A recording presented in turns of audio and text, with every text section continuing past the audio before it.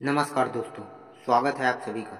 दोस्तों, भगवान श्री राम का जन्म अयोध्या के सूर्यवंश में हुआ था। चक्रवर्ती महाराज सगर उनके पूर्वज थे।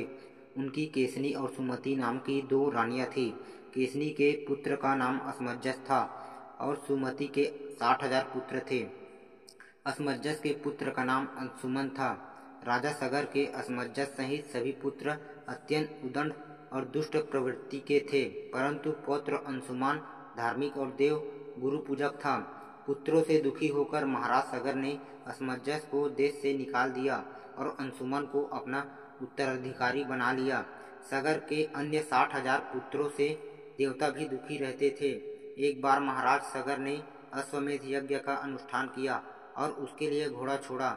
इंद्र ने अश्वमेध यज्ञ के उस घोड़े को चुराकर पाताल में ले जाकर कपिल मुनि के आश्रम में बांध दिया, परंतु ध्यान अवस्था में मुनि इस बात को जान न सके। सगर के 60,000 पुत्र अहंकारी पुत्रों ने पृथ्वी का कोना कोना छान मारा, परंतु वे घोड़े को न पा सके।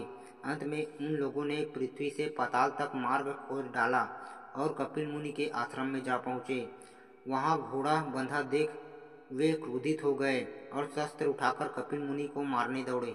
तपस्या में बाधा पड़ने पर मुनि ने अपनी आंखें खोली। उनके तेज से सगर के 60,000 पुत्र तत्काल भस्म हो गए। गरुड़ के द्वारा इस घटना की जानकारी मिलने पर अंशुमन कपिल मुनि के आश्रम में आए तथा उनकी स्तुति की। कपिल मुनि उनके विनय से प्रसन्न होकर बोले, अंशुमन, घोड़ा ले जाओ और अपने पिता का यज्ञ पूरा कराओ। ये सगर पुत्र उदंड, अहंकारी और अधार्मिक थे। इनकी मुक्ति तभी हो सकती है जब गंगा जल से इनकी राख का स्पर्श हो। अंशुमन ने घोड़ा ले जाकर अपने पितामह महाराज सगर का यज्ञ पूरा कराया। महाराज सगर के बाद अंशुमन राजा बने, परंतु उन्हें अपने चाचाओं की मुक्ति की चिंता बनी रही।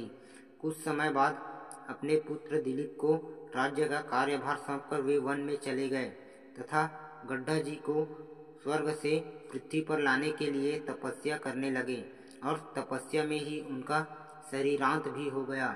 महाराज दिलीप ने भी अपने पुत्र भगीरथ को राज्यभार देकर स्वयं पिता की मार्ग का अनुसरण किया। उनका भी तपस्या में शरीरांत हुआ, परंतु वे भी गंगा जी को पृथ्वी पर न ला सके। महाराज दिलीप के बाद भगीरथ ने ब्रह्मा जी की घोर तपस्या की। अंत में 3 पीढ़ियों की इस तपस्या से प्रसन्न हो पितामह ब्रह्मा ने भगीरथ को दर्शन देकर वर मांगने को कहा। भगीरथ ने कहा, हे पितामह, मेरे 60,000 पूर्वज कपिल मुनि के श्राप से भस्म हो गए हैं। उनकी मुक्ति के लिए आप गंगा जी को पृथ्वी पर भेजने की कृपा करें। ब्रह्मा जी ने, मैं गंगा जी को पृथ्वी लोक पर भेज तो अवश्य दूंगा, परंतु उनके वेग को कौन रोकेगा? इसके लिए तुम्हें देवाधिदेव भगवान शंकर की आराधना करनी चाहिए। भगीरथ ने एक पैर पर खड़े होकर भगवान शंकर की आराधना शुरू कर दी।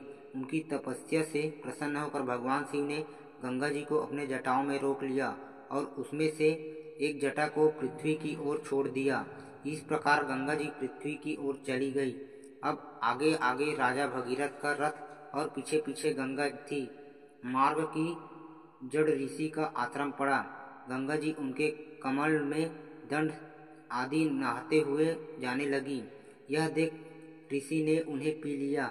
कुछ दूर जाने पर भगीरथ ने पीछे मुड़कर देखा तो गंगा जी को न देख वे ऋषि के आश्रम पर जाकर उनकी वंदना करने लगे।